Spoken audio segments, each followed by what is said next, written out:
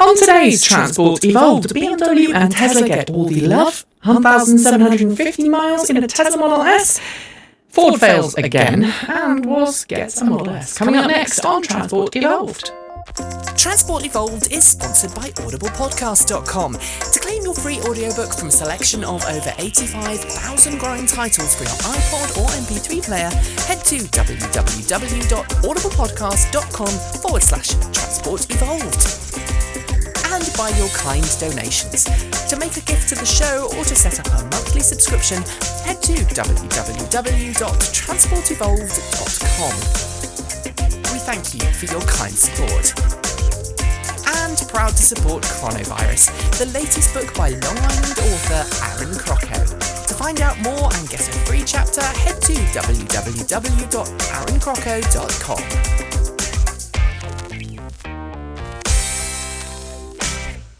Good morning, good afternoon, good evening, and welcome to episode number 172 of Transport Evolved, recorded on Sunday, November 3rd, 2013.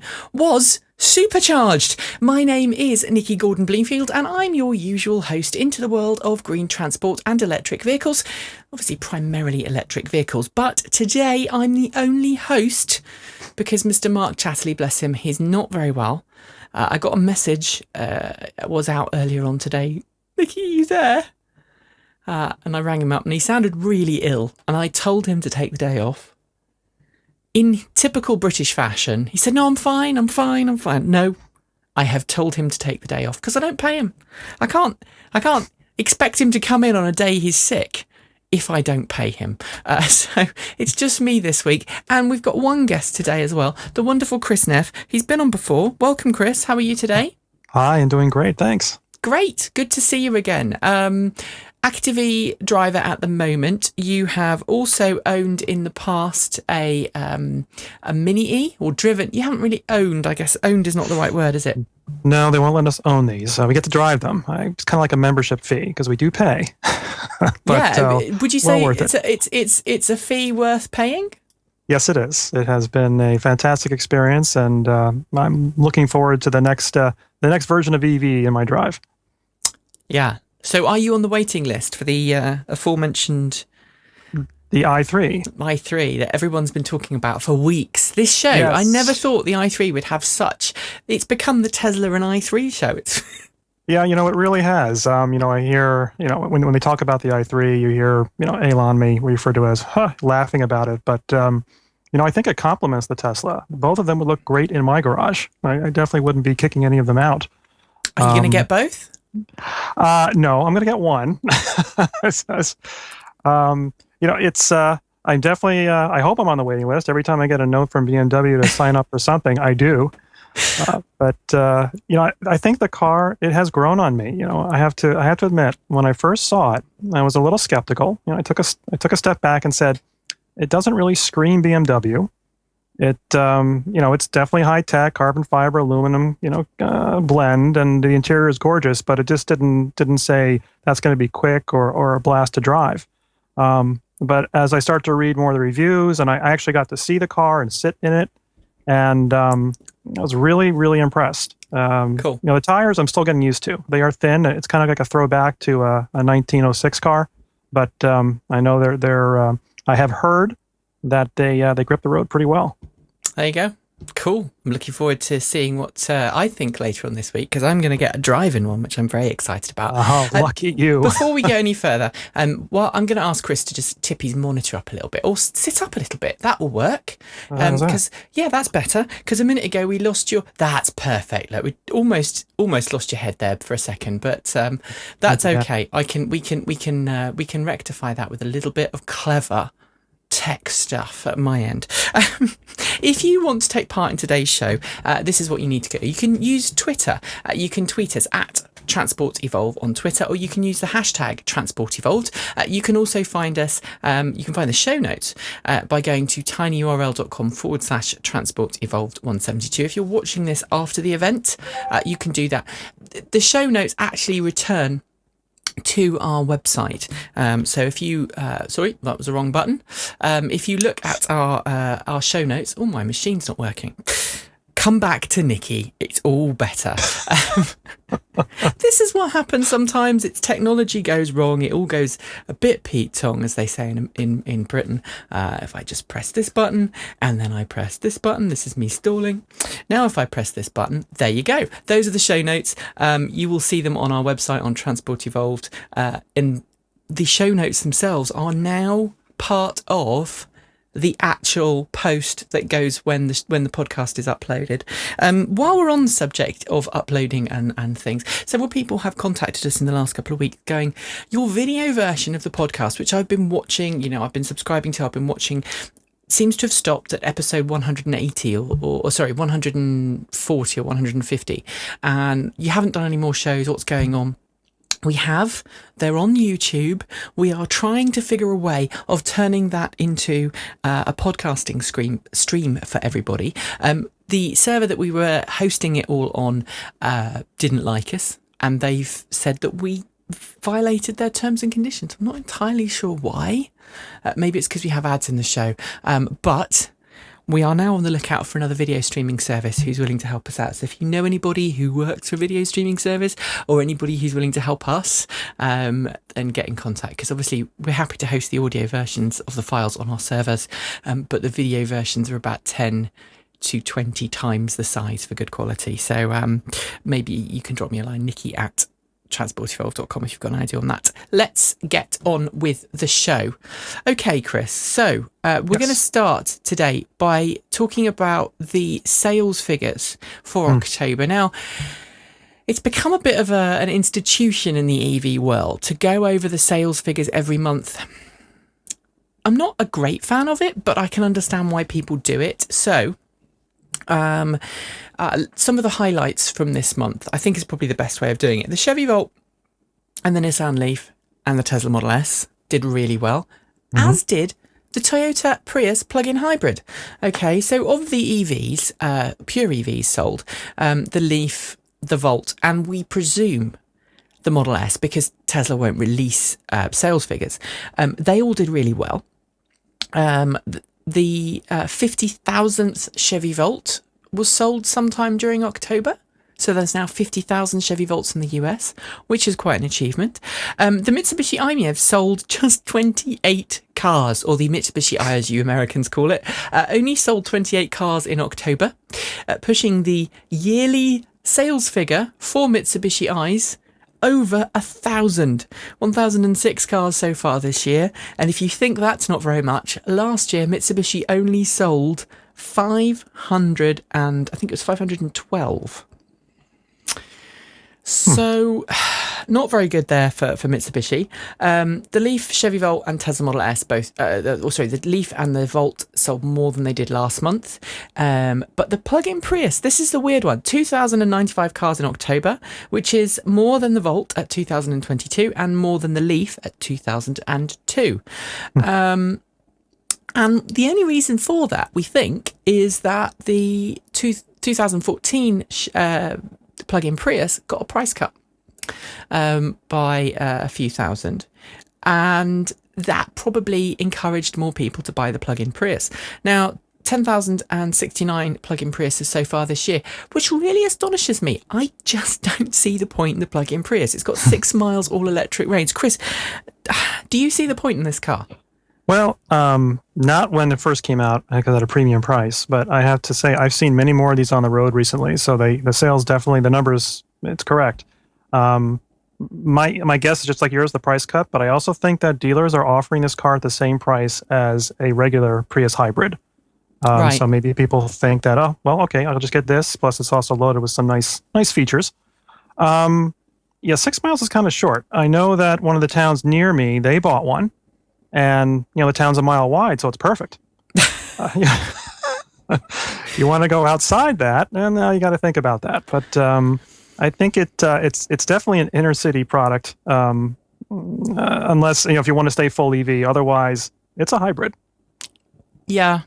But then again, we've had this discussion a lot, so I'm not going to rehash it. But the idea is, if you do more than about 70 miles on a regular basis, and you want to have the EV just to nip down to the shops and pick up the groceries or whatever, which in America, most people, I would say, in suburban areas probably live within 5 miles of a shopping mall with a charging station. So, if you're going to jump in your car, go down to the shopping mall, do your shopping, come home and you get a charge while you're there, that's fine. And then if you're going to be doing lots of freeway driving, 70 miles or more, then the Volt's not very good at that. It's the plug-in Prius that wins hands down. A case in point, a couple of weeks ago when we went over to the Tesla launch event in London, we had a situation where the Volt started at 250 miles per gallon equivalent and then slowed down to the point that the fuel economy dropped like a stone. It's now sitting at 130 something miles per gallon, and Chris has vanished. So it's just me now, which is a little bit bizarre. So I'm just going to hope that Chris reconnects. He's dropped offline. His internet connection is probably damaged and died.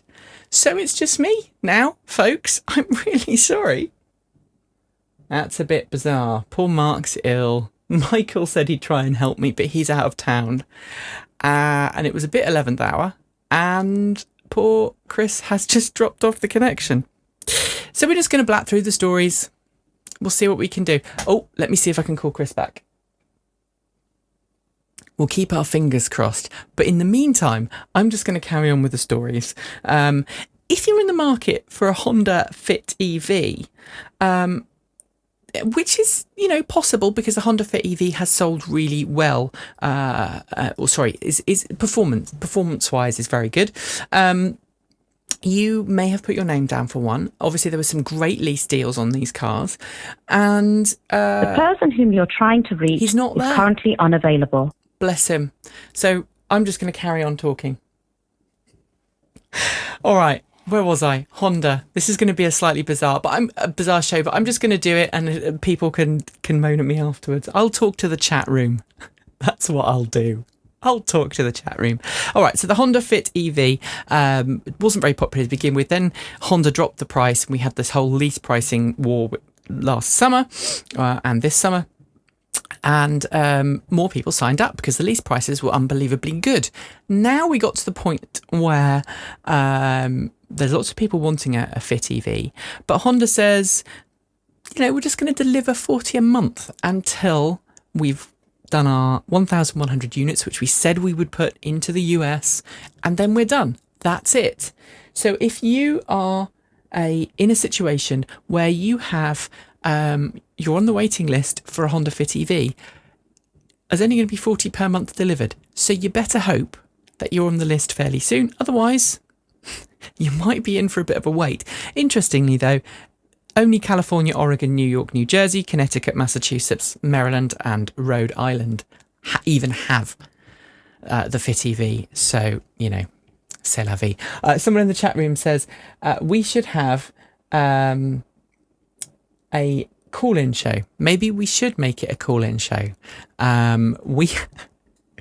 I've never done that before, though. Let's see what happens. I don't want to give out my Skype ID, though. That's the problem. Maybe next time I only have one person on the show, I'll have to have a Skype account just for Transport Evolved, and we'll get people to call that instead. But moving on. Okay, here we go. Next item in the list. Okay, this is an interesting one. Tesla Supercharger corridor from San Diego to Vancouver. So San Diego, right down in the southern portion of California, all the way up to Vancouver in British Columbia. You can now drive that entire trip in a Tesla Model S. It's 1,750 miles. You can probably do it, I suspect, in about 3 or 4 days. And it's quite easy to drive now because you can drive it for free. Plug in your Model S as you go.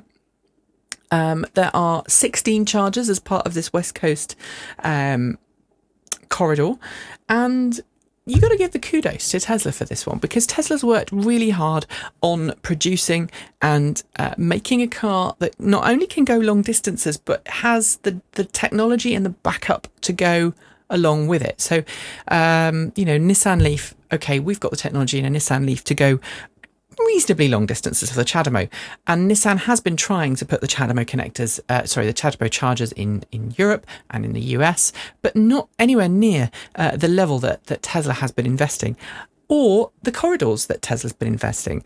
The East Coast corridor is now being built along the similar lines to the West Coast corridor. The East Coast corridor should be finished by the end of the year. And also the cross-country trip. Of course, Elon Musk, CEO of Tesla, said a couple of months ago he was going to make a road trip with his sons from west to east. And several people have said that they suspect now that trip is going to be delayed until next year. But we'll see what happens, and we'll take it from there. I've now been told, bless him, by Mr. Chatterley. He sent me a message going, "Call me." So we'll see what happens now. I'm going to try and call both of these people. If you're listening to this or watching to this after the event, I do apologise because it's been a bit bizarre. Mr. Chatterley, are you there? Hello. Oh, you sound so sick. I'm okay. Don't worry about me. I was in the chat room, so I thought I might as well pop on. Oh, bless you. I don't have any light. Hang on. Ugh, that one and that one. I'm in my doctor's scrubs as well. You're in your doctor's scrubs. Yeah. All right, well, I'm just going to keep on talking while I set you up, because Okay. I didn't expect you to be on the show, you see. So I hadn't even set your... look at that. Be above and beyond the call of duty. And I don't know what's happened to Chris. And I hope that if Chris wants to come back on at some point, let me know. So I'm going to ask Mark, are these your PJs? Yes. Yeah, they are. My doctor friend managed to grab me a pair of doctor scrubs because I think they're awesome. And they're reversible. I mean, what more do you want from clothes? Reversible clothes are amazing. So we'll make this one really short, okay? So we were just talking about the Tesla Supercharger corridor. I want to use that. They need to make a supercharger to CHAdeMO converter. Someone needs to do that. So, I agree. Chris says he's there, but I don't know, for some reason. He said he's got technical issues. Oh dear. Bless. Okay, we're going to try and call him again. And we're just going to keep the show going. We'll see how it goes. Fingers crossed. He's here. Hello, Chris. Hello. You're I back. apologize for that. We two things happened. Either a plug-in Prius owner didn't like our comment about it being a hybrid. Yes. Shut Yeah. my PC down. Or we're having a bit of a windstorm, so I think it's one of the lines just went down. So I'm back on, but I hope I didn't miss too much there. It was a bit bizarre there because for about 30 seconds, maybe 2 minutes, I was ad-libbing there in a slightly bizarre way, but it's fine. I'm glad I missed that. We've got Mark now on as well. You've managed to convince Mark to come on. Hello. Well, I just wanted to add, Nikki, I was before I realized I was all cut off. I definitely agree with you about the plug-in Prius that for inner city or close proximity, it is the perfect car. Yeah. But then you can take it, as a regular driver. I mean, you have to commute with it or something else. So, if dealers are offering it at the same price as a regular Prius hybrid, it's a no-brainer. Yeah, absolutely. We've got a couple of people commenting in the chat room going, there's a bit of an echo, I think, on either Mark or Chris. There isn't at this end, and there isn't being recorded. So I'm going to ask the chat room, because of these technical issues, because we had to drop a call and then pick someone else up, I'm just going to ask you to bear with me. Mm-hmm. We'll just keep recording, and I'll make sure that it's not in the final version. I know it's not coming through here because I'm not hearing it. And if I can't hear it, that means it's not being recorded because I'm listening to it as it's going to disc in these little earpiece here. So please forgive me, and we'll carry on. So we've just talked about the Supercharger corridor and the drive-free trip. Mark, do you know where they are at the moment? I didn't. I haven't caught up with them at all today, but they've been making incredible progress. They have. Sorry, you just caught me having a quick swig of my drink there. They have. It's a really bad show today, isn't it? I think you should just fire the host. Shall I stop now? Goodbye. Please share. Oh dear. I've cleaned this studio today. I wish you could see. Mark, you're not going to recognise this edit suite when you get here next week. Next time I come down. Next time you come down, you're just going to look at it and it's going to be the edit table is completely clear. It's insane. There's like 4 computers and no piles of letters and disk drives, and it was brilliant. Anyway, let's go on to the next piece of story before we go. Tesla secured a 2 billion cell contract with Panasonic for 18650 battery cells over the next 4 years for building battery packs for the Model S, Model X and 3rd gen car, which we suspect will be Model E, but no one said for sure. Mark, that's a lot. It is a lot of batteries as well. I just, it's one of those numbers where it's hard to get your head around how many that actually is. It's a big number, Chris. I wish I knew how many that was. You're not asking me that number, are you? Yeah. Do you know? Well, that's 9 zeros if anybody's interested. But would you like to know how many cars I reckon that will make? How many battery packs for how many cars? Yes, how many? I think we worked it out, didn't we, Mark? And it was about 85,000. 700. Yeah, 285,700. Well remembered. Thank you. Well remembered.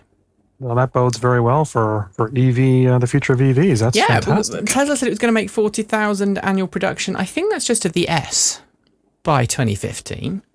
So if you add another 40, that's 80,000.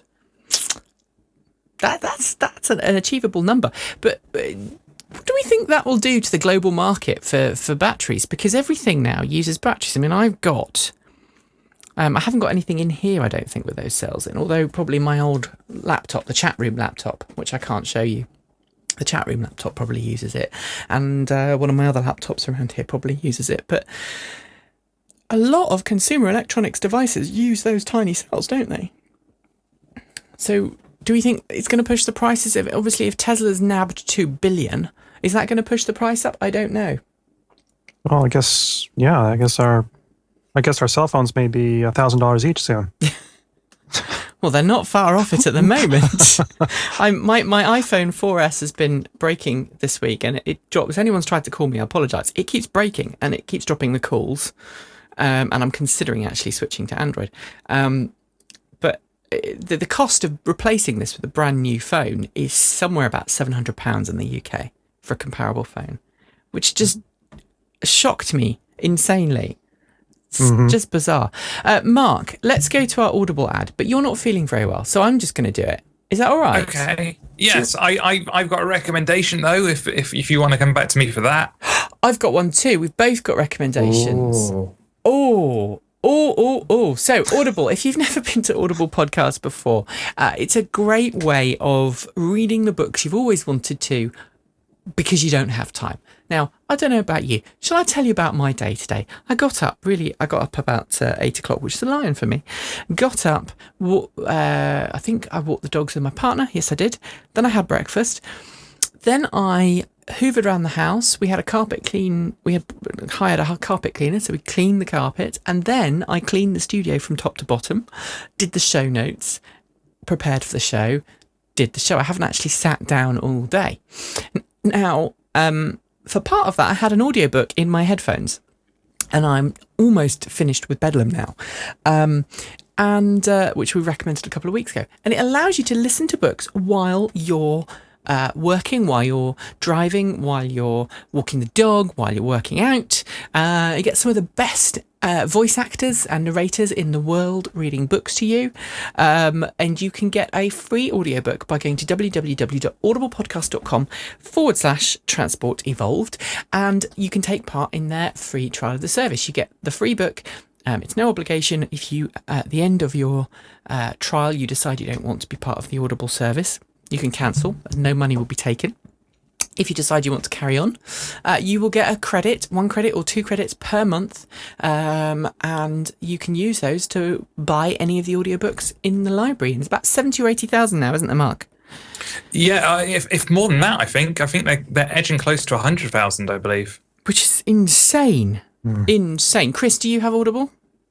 I don't. Oh, well, you have to go. Sorry. www.audiblepodcast.com/Transport Evolved. Everything from romance and sci-fi to biographies to comedy to even old radio plays like Mark enjoys.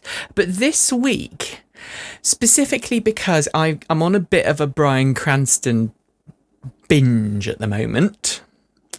I'm watching Breaking Bad. I've been sequentially watching Breaking Bad on Netflix, and I'm just halfway through the 4th season, and it's got to the point now where it's built up enough steam in my head. I started it and was like, 2nd season, I was like, yes. 3rd season, oh yeah, I've got to watch it all. 4th season, oh my God, can we stay up another hour to watch another episode, please? So I've now got to the point where he's got just such an emotive voice. And so this week's recommendation is narrated by Bryan Cranston, who is obviously the actor who plays Walter White in Breaking Bad. And this is about Vietnam.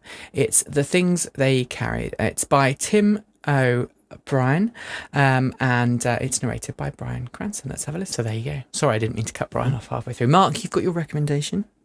My one is one I think I may have recommended before. It's just because I'm going back through my old audiobooks, and it occurred to me recently that Ian M. Banks died this year, and that's really sad. So I've been listening to his Culture series again, and I've finally got around to one of his latest ones, which is called Surface Detail, which is absolutely amazing. And if you know Ian M. Banks and the Culture novels, it's got a lot of interaction between humans and the mines and the ships and the drones, which is one of the parts of it that I really, really like, especially the psychopath class killing ships, which now don't have a water fight, so they're all going a bit bizarre. So yeah, it's very cool. It's called Surface Detail, and it's definitely worth a listen. Let's have a listen now. Should we have a listen now? We can do, yes. I'm just trying to wait for it to come up, and for some reason Audible will not let me play it. So, but there we go. We'll put it in the show notes. Mark can put those in the show notes if he's feeling up to it. Okay, let's move on.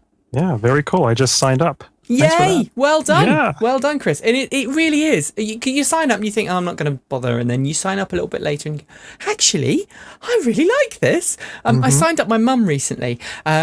Because she's getting to the point where she's got trouble with her sight, and she loves books. She devours books. She lives on her own. She devours books. Used to be able to get through them in a day or two.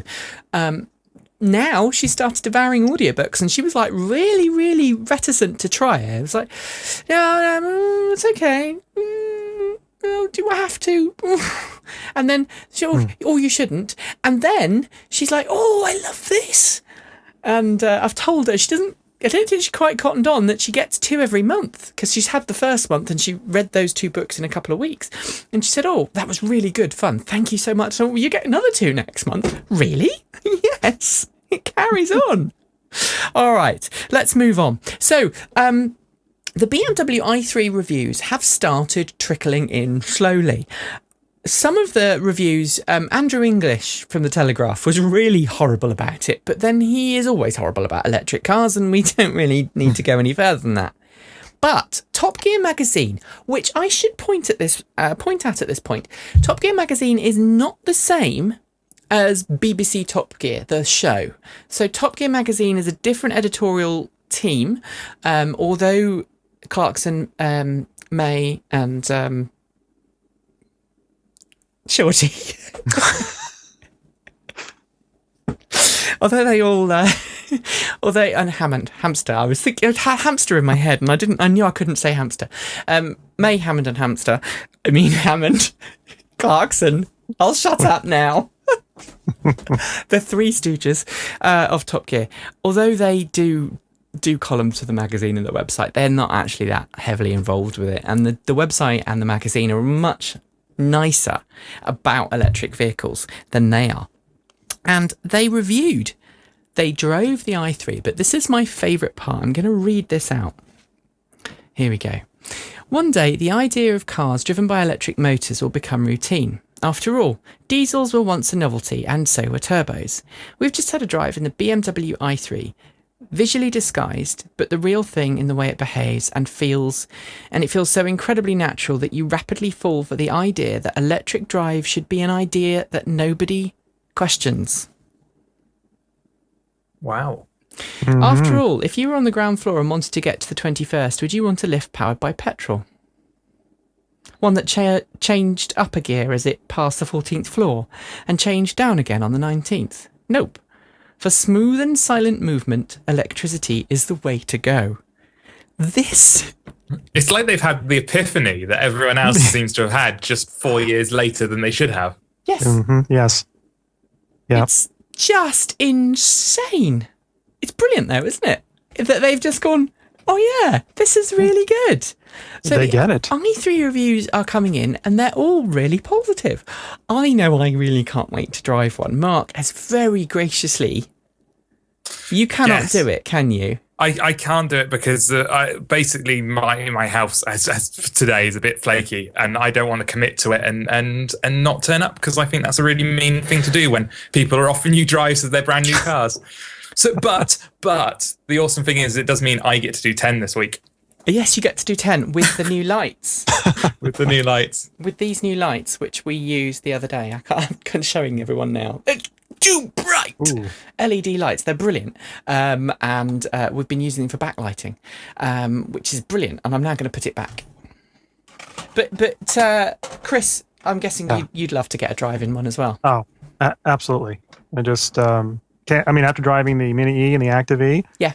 just hearing that this is just worlds ahead, I can't wait. Yeah. I'm really just- jealous. I mean, I may fly out there and bump you off.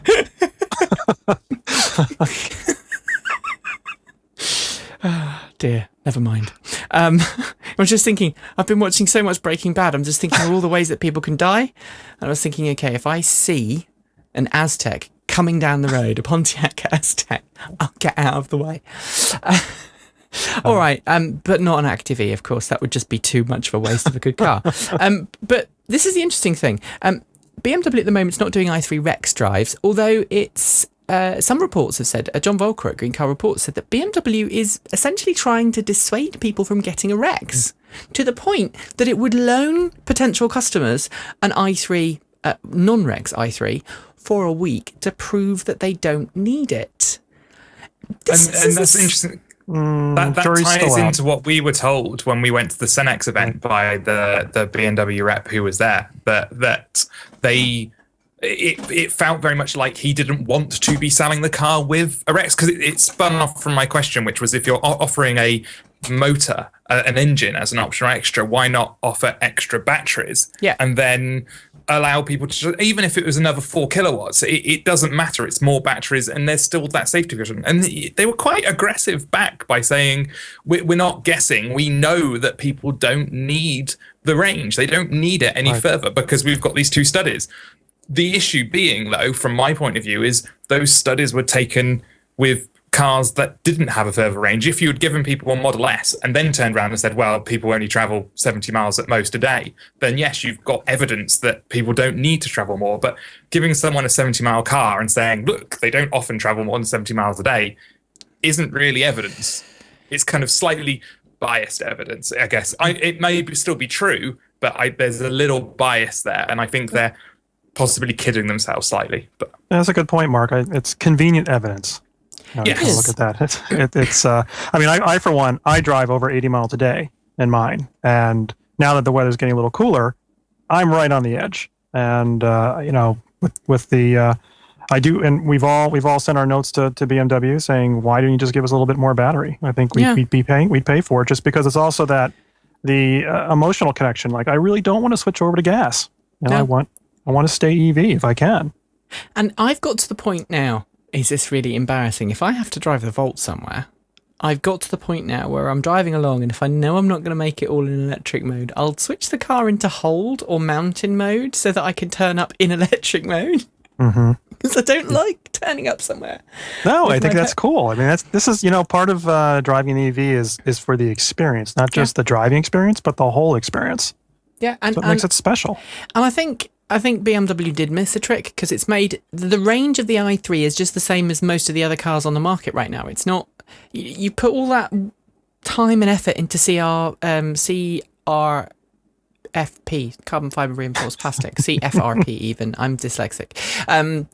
You put all that money into CFRP and then you go, well, we're just going to give it the same range as all the other cars. If you're going to lighten the thing up, use that extra weight saving to give you more batteries to increase your range. And it also questions why BMW put all this money and time into a Rex option and is now going, you don't really need it. You shouldn't bother. It's self-defeating, isn't it? I think it's probably different departments though within these larger companies. You end up with different departments thinking different things are more important. So you've got there's the very obvious one between marketing and the designers and the developers, but this is probably down to a group of people going, we can't sell a pure EV. That's ridiculous. People will want a gas thing. And then other people who've got these statistics going, well, actually, no, we do want a pure EV. And I think it's possibly, this is going to sound really bad, possibly a car that has been created by committee. You know that old adage that a camel is a horse made by committee. Yeah, I'm wondering, and oh god, this is because I'm on painkillers. I'm saying these things. I'm wondering if BMW might be slightly going down that way. I took back what I thought about the i3. It looks stunning, and I can see it being a progression path for a lot of people with Leafs and iMUs and C0s. But there are just certain decisions about it which don't make sense. The Rex being one, the CCS standard being another. I don't know. Oh, yeah, maybe EV created by committee. Is that really bad? It is. No, it's totally understandable. Totally understandable, Mark. And I'd like to just say, for the record, I had no idea that you were on your painkillers. So you've given me a platform. But now I know how to get you to sing. Because a couple of weeks ago we tweeted that we were singing the whole of Buffy the Vampire Slayer, the musical, driving home at 1 a.m. in the morning, driving down little country lanes, and we sang it pretty much by memory, didn't we? Yeah, and I haven't listened to it for about 5 years. I haven't listened to it for 10, so that's really embarrassing. It was one of those 1 a.m. conversations where we were talking about music, and I just said, I used to sing to Buffy, and Mark went, oh yeah, me too. I happen to have Spotify, and then it went wrong. It was good fun, though. It stopped me from falling asleep, which is... All right, back out of the rat hole, back into BMW. BMW said it's not going to make an I-branded SUV, at least in the near future, because SUVs and EVs don't mix. I'm sure that Toyota would disagree. I'm sure that Mitsubishi would disagree. And I'm sure that Kia would disagree as well. Do you disagree, Chris? I think I could be wrong here, but I think BMW doesn't want to cannibalize their gasoline SUV sales. They're coming out with plug-in SUVs. They've already announced them. Well, the obviously the X5 plug-in hybrid. Yeah, the X5, and so this thing, again, it kind of goes back to that whole thing. Well, why do they make a bigger battery? Mark, you could be onto something there about the by committee or marketing, arguing with the engineers. They may not know what they want. They're just kind of saying things right now, and maybe they're going to wait to see what happens as this moves along. When the Model X comes out, that flies like hotcakes. I'm sure BMW will say, "Of course, an SUV." Well, I mean, the Model X is kind of the SUV of SUVs, isn't it? I mean, it's supposed to be bigger than an Audi. Was it Q7? It's supposed to be faster than a Porsche Panamera. It's like the Uber SUV. Why would you not want? And obviously, you've got four-wheel drive on demand when you want it.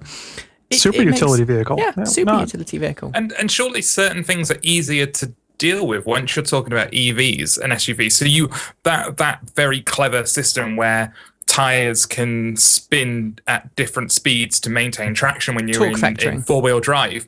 I don't know the proper terms, but that's really, really hard to do with a standard transmission. because you've got to essentially send from one column of power, different power to different wheels. And that's actually really complex. With an EV, you just put in 4 smaller motors and control them all individually with electrical signals. It's really simple. Yeah. So yeah. Oh, cool. it It's actually good. simplifies things. And the other issue I thought was, we know that EVs put out more torque. And surely on a big thing like that, where you want massive amounts of torque, what's the argument for staying with petrol? That's what I don't understand. Is there an argument for staying with petrol other than it's more energy dense? Well, when you think about off-roading, you think full frame, drive line. So, it could be that they're just holding off for a little bit on that. I mean, Tesla is all EV focused, so it makes a lot of sense for them to come out with an SUV. I mean, I even think that I still, is this live? I still drive an SUV. Yeah. So, as our second car. Right. When the right EV SUV comes out, I'm going to be the first one in line to try and get one. I still want an electric Land Rover Defender after having driven one in the UK. Those look great. Old-fashioned, old school, proper Land Rover. They would just... I even tried to get them to let me plough a field with it, and they wouldn't. They did let me plough a field in a diesel, an old 90, a brand new diesel Land Rover, and also an old school first Series 1 Land Rover, which was just awesome. That's a proper 4x4. None of this. You don't need windows. You don't need anything else. Jeep, Land Rover, I'm happy. Moving on. Canadians rejoice. The Leaf is due to expand its sales for Canadians in 2014 and gets a small price cut, as well as some extras that the US customers don't get. So you get 6.6 kilowatt charging as standard in Canada and CHAdeMO as standard in Canada, because Canada's really big and you need to be able to refuel pretty quickly if you're making a longer distance trip. That's what I'm putting it down to. Obviously you get winter packs, etc., etc. But if you're in Canada and you're trying to get hold of a Leaf, the new ones are on their way and they're going to be better. You also get the SMS text readout and also the voice destination input entry, which I don't think were on either of the cars we tried a couple of weeks ago, Mark. So Not that I remember, no. it does take a while to get through. All right, Consumer Reports. Model S, Consumer Reports, they love that car. It's already scored 99 out of 100 a couple of months ago. But now it's been given the red recommendation, check mark, because from its survey, from its readers, people who have them really love them, have very little niggles. Interestingly, the 2012 seemed to be more reliable than the 2013s, with more people complaining about the 2013s, but it's not really complaining per se, is it, Mark? It's more a case of it squeaks, or there's a rattle where there shouldn't be, or that kind of stuff. Normal car stuff. I mean, stuff that you don't want there, but normal car stuff. Well, I mean... Well, most of the time, the rattling is from the cars outside of your car. Yes. Although, I must say, in an EV, the rattling and squeaks gets to you more quickly. I've got, for some reason, and my wife claims it doesn't happen when she's driving, and I'm a little bit smaller than my wife. Not saying that my wife is big, but... My driver's seat squeaks when I'm driving down the road. So does mine. Does it? Yeah, the front driver's it's seat a very squeaky squeaks, seat. and it just drives me nuts. It doesn't it doesn't squeak when my wife's driving, she says, but it just squeaks when I'm driving, and it just drives me nuts. So when I get my seats done at some point next year, I will actually ask them to sort it out. But I've had very little niggles with my car either. But talking about Consumer Reports, obviously they mark all of the cars on sale in the last year. Ford, as a company, did really badly for reliability, which is probably why it's called Found on Road Dead. But the C-Max Energy plug-in hybrid got the worst reliability score. That's not good. No, that doesn't really help. That's just insane. And I mean, this week Ford's attitude to plug-in cars is bizarre. So earlier this week, Ford updated its My Ford Touch. We didn't actually include this story in the show notes, but I'm just going to say it anyway. Updated My Ford Touch. Okay, My Ford Touch was updated, and one of the things that Ford said needed to happen was we're going to have to turn the servers off for 8 hours. Now, Chris, you don't work in IT, do you? No, but I certainly know who they are. Okay. So when you're doing a server upgrade, Mark, you do it at night time when everyone's asleep, don't you?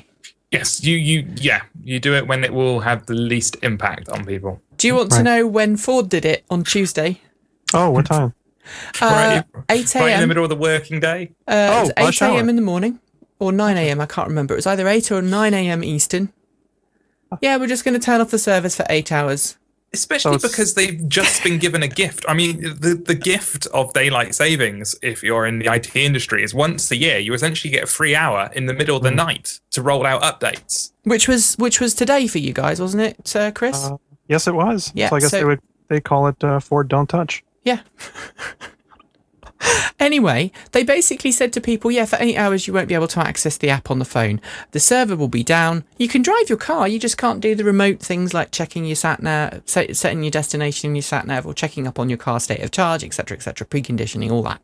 Unlock the doors, things like that. When the server comes back online, you can log in, and you log in and it will give you'll be able to use your old credentials, and then it will update you'll migrate your account from the old server to the new server. Okay, that's the first bit of information. The second thing is, what we're going to do then is you have to use the new version of our app, which we will have released while the servers were down. So if you've got an Apple device or an Android device, if you want to carry on using the Ford My Touch service, go to the app stores, relevant app stores, download the version and use it. If you've got the old version, it just won't work anymore because it won't work with the old server, with the new server. Wow. That's awesome. That sounds like they had some serious problems then with server compatibility and app coding and stuff like that. If they were having to update the server and update all the users' apps at the same time, there's something major was wrong with the initial release, surely. Yeah, it's pretty bad, I think, is the best way of putting it. Anyway, onwards and upwards, because that wasn't even in the show notes. BMW i3 is about to launch. BMW is doing really, really well. Tesla's just launched, or just announced, it's managed to score 2 billion cells from Panasonic. And so Mercedes-Benz wants to have babies, basically. The best way of putting it. Mercedes-Benz, or rather Daimler, invested in Tesla back in 2009 when Tesla was frankly on its knees. And I think Elon Musk has gone on record several times going, yeah, Daimler saved our bacon, basically. And, you know, he's said things like, I was down to my last dollar. Daimler came along and took in a percent stake in the company. It's currently, I think, about 5%, isn't it, Mark? 4.9, something like that? Yeah. 4.95%. Tesla, as part of that, has been supplying Daimler with batteries and motors for its Smart for 2 ED and also for its upcoming B-Class e-cell or electric drive. I don't know why they went from calling it an e-cell to an electric drive. You'd have thought they'd have got the idea that using the ED moniker would not really go down very well, but they decided to keep electric drive or the ED. The B-Class B-Class ED is due to launch next year in the US. And Daimler's basically gone, yeah, we'd really like to make some more cars with Tesla's help. We, you know, nudge, wink, please, could we make some more? Because we think if we work with Tesla, we can beat BMW into a pulp. They didn't quite say that, but that was the idea. I don't think they're going to have that much of a... Tesla's not going to have that much of a problem without Daimler coming in anyway, surely. Well, I mean, no, this is Daimler saying this, not Tesla. Yeah. Ah, sorry. Right, Okay. so Daimler's saying, please Tesla, please Mr. Musk, would you carry on working with us, Mr. Musk? Please, Mr. Musk, please sell us more batteries, Mr. Musk, and some more motors. Thank you. Mm-hmm. Do you think it'll happen, Chris? I don't know. You know, it's they're late to the party. Will Tesla support them? Hard to say. But it'll be. You know what? I think it's great to have them come in as competitors. I mean, BMW and MB are head to head when it comes to competition. So it only, you know, if we're interested in whatever EV we're interested in, it's only going to help. That's true. I mean, from a profitability point of view, Mercedes-Benz is nowhere near as profitable as BMW right now. And it needs to knock about 2 billion euros, I think, was what I read, off the operating costs to keep costs down to increase the profit margin. The other thing is, Mark and I have driven the Smart for 2 ED Mm-hmm. And I have you as have well. too. I wouldn't say it is a game-changing car. Okay, it's got Tesla technology under the hood, but unless I knew it had got Tesla technology under the hood, I wouldn't know that it had got Tesla technology under the hood. I think it's game-changing among smarts. Oh yeah, it's how a smart car should have been from the beginning. But I Very don't true. think there's nothing about that car that makes me go, yeah, that's Tesla. I mean, everyone who's driven the RAV4 EV tells me that as soon as you get behind the wheel of the Toyota RAV4 EV, the new one, you know it's a Tesla underneath. Because it drives like crazy, it's powerful, it's got that wonderful battery pack, it's got a very powerful onboard 10 kilowatt charger, etc, etc, etc. The Smart for 2 ED felt neutered a little bit. Did it to you, Mark? Yeah, I that's what I've been spending today doing, is editing our review of that, and it's very interesting going through it. And it's just silly things like you overheated the motor or the inverter, one of the two, and it limited the power for you. I can't remember what I did to do that, but it did restrict the power suddenly, and I was just like, ooh, Did you? I didn't do that again, but... So you said, yeah, it was competent, and it was. I think the phrase I used in the review is I could live with it, but it's a niche of a niche. You'd have to only use it in a city and only use it for a certain type of journey, and it was when the EV world's already quite a small segment. Making that segment even smaller doesn't make much sense. And price-wise, it's not far off a Smart. It's not far in Europe. It's not far off a Renault Zoe, and it's not far off a base model Nissan Leaf with battery rental. Obviously, in the States, you can't rent. Right. Yeah. But I mean, I think that was the thing that did it for me. It'd be interesting to see what the B class is like. I mean, I think the B class will be much more Tesla-like than the Smart for 2. Well, It's quite also interesting. more. It's more of a substantial car as well. Yeah, of course, absolutely. Could you imagine the Model S released under a Merc badge? That would sell like hotcakes to BMW, to Mercedes-Benz drivers. I just You think? I think it's got that feel, at least the feel that I know that Mercedes drivers want. And I don't know, if they just licensed that car wholesale and stuck a badge on the front of it, I think that would probably be a much better way for them to go about things than playing with their own. Playing with their own, sorry. Okay, let's listen to Chronovirus.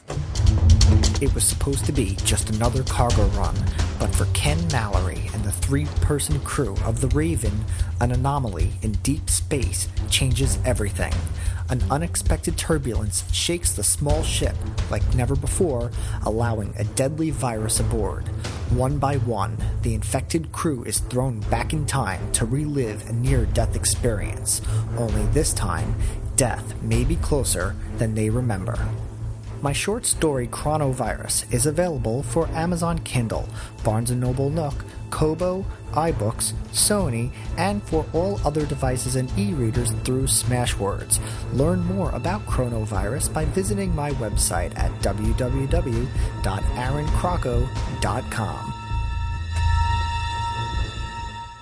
I do like that book. And audiobook. Yes. Buy the audiobook from In-Ear Entertainment. It's very good, isn't it, Mark? Yes, yes, I'm the most biased person to say that, but it is very, very good. You're wearing scrubs, therefore you've got your doctor get up on, and everyone knows you can trust a doctor. You can trust that you should go and buy the audiobook of Coronavirus. It makes it sound like I'm making fun of it. It's not. I produced it. It's awesome. It's very, very good. It is very good. It is very good. And I've heard Mark talking to his producer, his engineer on the phone before. It's very interesting. He's very being all managerial. He's very like, no, we need to cut that breath mark out. I'm proud of my audiobooks. Yes, actually, he's a very good director as well. If you watch 10, Mark directs me when I'm doing 10, don't you, Mark? Yes, and you've got your own direction you like to go in, and sometimes you need to be reined in. That's. In other words, I'm such a diva. Okay, back on track. Come on now. Back on track. Honda demonstrates networked self-parking EVs this week. Now, this is a Honda Fit EV, the one we were talking about only being 40 of earlier on, 40 a month. until they've done 1,100. But this is a self-parking EV using cameras. Rear view cameras on the back of the Honda, which is standard on the Honda Fit EV, as I understand it, and then cameras in the CCTV system of the car park or the parking lot that the cars happen to be in. They sort of drive into these green bays, which are marked the valet parking bays. They then somebody at the car park and a parking attendant presses a button, and the cars then drive themselves to their parking space, using the cameras in the parking lot to know where the cars are, to make sure they don't hit other things, to detect things like balls bouncing across the parking lot, as this demonstration is. I'm not going to play the video. That was just a bit weird, wasn't it, Mark? Yeah, maybe it's a big thing where they're testing it is kids playing with giant yoga balls and throwing them into traffic. It could be a major problem. But this is an interesting self-driving technology. It's the first time I've ever seen the technology not just restricted to the car. It uses Wi-Fi between the car and the parking lot parking system. So the complex control electronics sit outside the car, just like a computer at the parking lot. And then inside the car, it's got the connectivity to that central computer, which allows you to control the car remotely. Now, I do wonder how long it's going to be before some hacker goes, oh, wow, I can control this car. Enter in the parking mode and the car suddenly starts doing... starts in donuts. Yes. In reverse. I just think the more I've been thinking about this story over the past week, the more I've actually really like it. I know we first started kind of giggling about it, but it's actually quite revolutionary. The idea, and it fits into this modern idea of technology isn't something that needs to be internal to the device that you've got. Like when you look on Kickstarter now and you can build a smart home through all these different projects, and they all are now working together just using common APIs. And it's really clever that you don't need to go to a massive company and spend $200 or $200,000 on a smart home system. You can build one yourself for a couple of $100. And it's kind of the car equivalent of that. They've hacked together different pieces of code to create a self-parking car. It's awesome. It's great. And they didn't have to modify the car. No. And surely it expanded out as well. It has a much bigger scope than what they've released, because I mean, think of motorways. Motorways are all watched by cameras now. Could it not be expanded out to have self-driving motorways? The thing that worries me is there's no camera on the front of the car. So so the car is relying on cameras elsewhere to move it forwards, but on the back of the car, it can do the back thing itself. So I'm not sure quite. I think maybe we need to try and convince Honda to send us over to Japan and we can try it out for ourselves. What do you think, Mark? Yes. I still think though that Nissan's self-driving technology is a little bit cooler, and I'm not saying that just because I'm a Leaf driver. I think it's both pretty cool. Ford. How long does it take? It's like one of those jokes, isn't it? How many months does it take Ford to solve a problem? Well, their servers keep going down. 14. They probably didn't know there was a problem. All the emails have only just come through. They were in the spam folder. I joke. Well, you joke, Mark, but I've missed a couple of press drives because my computer's gone spam. Still using that CompuServe address? Nikki doesn't want to drive that car. Interestingly, though, there have only been petrol cars that it sent into the spam, which is quite interesting. Ford recalls 2,600 Ford Focus electric cars for potential power loss, says Reuters. The story behind this is, if you're a Ford Focus driver and you're driving along, quite merrily, along the road, your Ford Focus might suddenly go, stop safely now.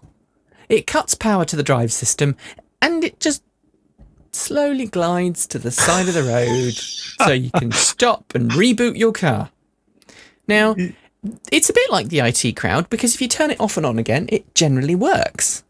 But it does kind of pose a slight concern, because if you're driving along the road in the outside lane doing 70 and the car decides it doesn't want to, you've then got to negotiate however many lanes of traffic to get to the other side. Now, in the UK, traditionally, our motorways, our freeways, we will have between 2 and 3 lanes, right, Mark? Unless you're on the M25 or you're going through an intersection, in which case it might be 6 or 7. But on the M25, I think there are 5 lanes at one point, aren't there? 4 or 5. Wow, that now. would boggle my brain. But if you're in America, like the 495 around DC, that's what, 8 lanes wide in places, Chris? It's pretty big. And, we use the shoulder too here. And you use the shoulder. Yeah, we use the shoulder too, actually. We're just getting that around Bristol. They call it managed motorways. And there's these little signs that tell you can use it and whether you can't or not. But the other thing, aggressive driving. The other thing that worries me, though, is in the US, the slow lane and the fast lane, sometimes you need to be in the fast lane to get off. Some exits are on the fast lane instead of the slow lane. Sure. And so, if you're driving along and you're just about to exit and then your car goes, no, what do you do? Okay, you can pull over. You have the shoulder on the fast lane side as well in some situations. But so anyway, Ford's recalling it. 14 months. 14 months, Ford. It's taken you 14 months from someone going, hey, my car just did something really weird and I was driving along and suddenly it stopped. To Ford going, yeah, there's a problem. It's interesting. Well, I think they probably couldn't figure the problem out. The BMW Active E had this, and in some cases still does. There's a sensor somewhere that tells the car it's having an issue with the transmission, and there isn't one, and it shuts off. It's happened a couple times. I've seen it also on a couple of other EVs that are out there. A lot of the compliance vehicles seem to be be suffering from this. But I love the idea of like a Lambda sensor waking up going, there's no exhaust! There's no exhaust! There is some old ICE DNA in a bunch of these cars, and every now and then we see something on our dash that says, change the oil. Like, really? In your Active E? Yes. I know the Active E's had drivetrain problems, and I know that the Volt, the Ampere's had drivetrain problems. People have, I'm not going to name any names, but I know a couple of drivers who've had to actually have their gearboxes changed and their drivetrains changed because of this little bearing in the gearbox that's died. And it sounds very much like the Active E problem.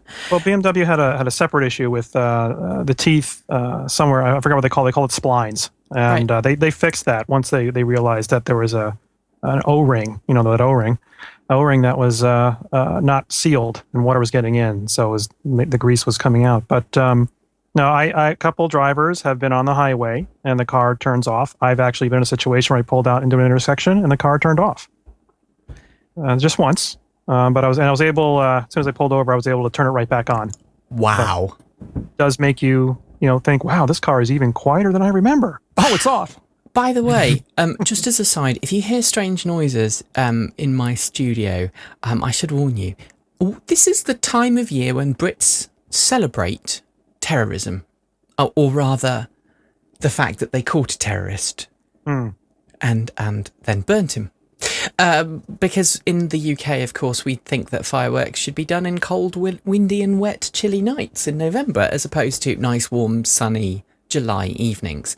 So it's fireworks on the 5th, and a lot of people in Britain tend to move fireworks celebrations to the weekend, either before or after. So there are now fireworks going off. I've heard a couple.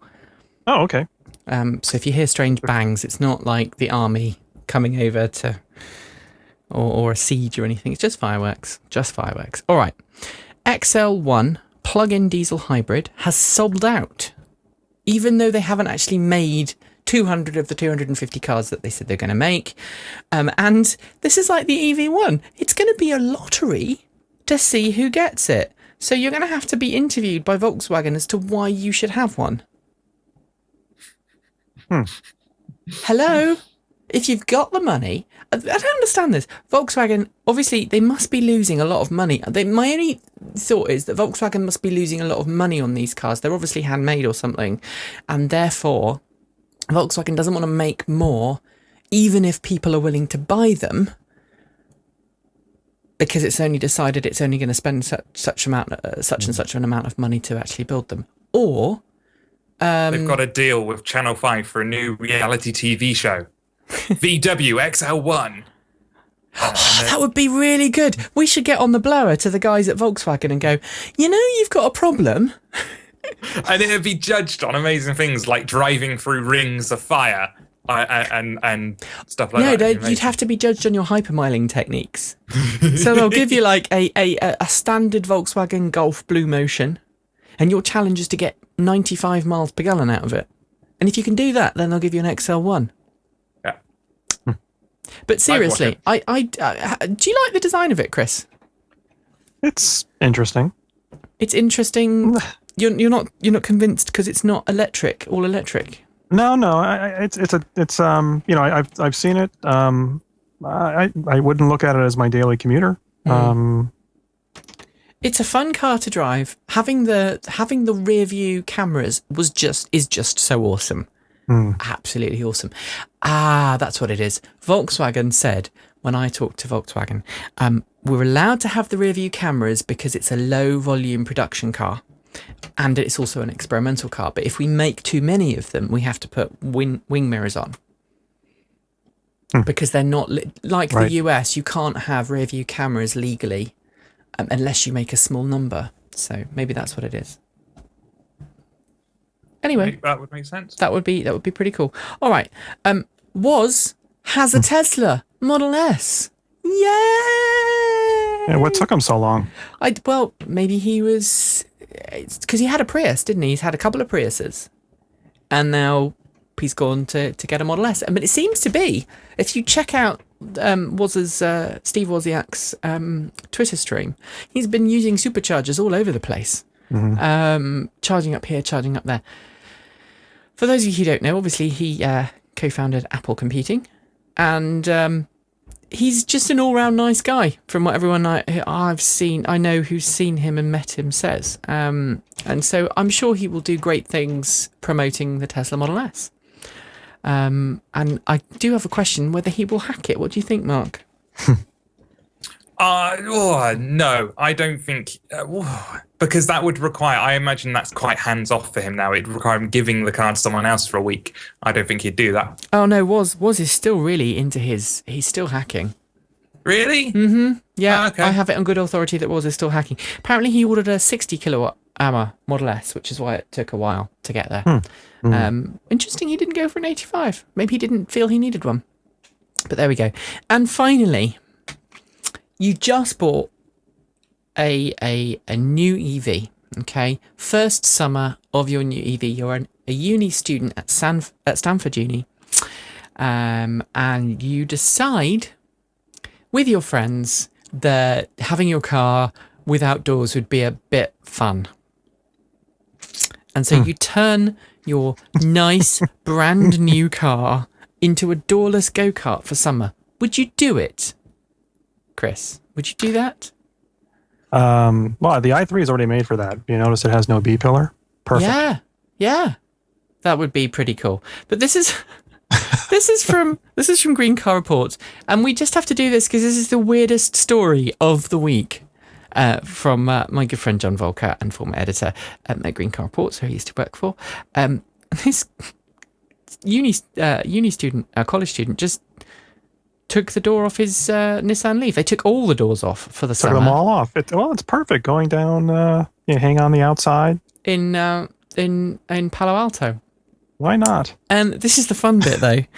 You'll notice in that picture, most of the doors are back on, apart from the driver's door, because they took it apart to see how it worked. And they haven't put it back together again. Mark, would you do that to your Nissan Leaf? No one, even me, is allowed to do that to my Nissan Leaf. It stays. I get upset that it's got little paint chips on it and there's a few scratches on it. No one's taking doors off. Oh. I do like that excuse that they wanted to see how the door worked. Yeah. I think they probably had a side swipe or something. And I have a feeling it had a bit of an accident or something. But that is the weirdest and finally we have ever had. But that's it for the week. Chris, thank you very much for joining us. I do hope you get a chance to drive an i3 soon. And when you do, will you come and talk to us about it? I definitely will. Fantastic. I'm sure you're not moving very well. Your connection to the internet is really bad. I don't know what it is. You keep juddering around a little bit, so I do apologise. Those who are watching at home will probably moan at me now. We get a stream of people moaning at us on a constant basis of the quality of the oh, so-and-so's image was really bad, so-and-so's audio was really bad. I'm not in control of their computer, I can't fix it. I can kick Mark, but that's it. Right, Mark? Don't be mean to me. I think it's just brilliant that Mark's done the show. After all, Mark, you are a star. Thank you. I try, and I hope I didn't say anything because that has embarrassed us or stopped us ever getting a press car from someone in the future. Do you just not remember? Well, what did I do? No, I've really made Mark nervous. Chris, thanks for joining us, and come back soon. Guys. Mark, thank you for helping me. It's okay, anytime. And I'll play this back as blackmail in the future. This is Mark on Painkillers. We'll be back next week at the usual time of 7 p.m. Greenwich Mean Time, which is 2 p.m. on the east coast of the US. It is 11 a.m. on the west coast, 8 p.m.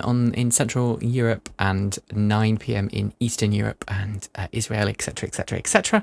Anywhere else in the world, you really should be asleep or doing other things. That sounded bad. I'll shut up now.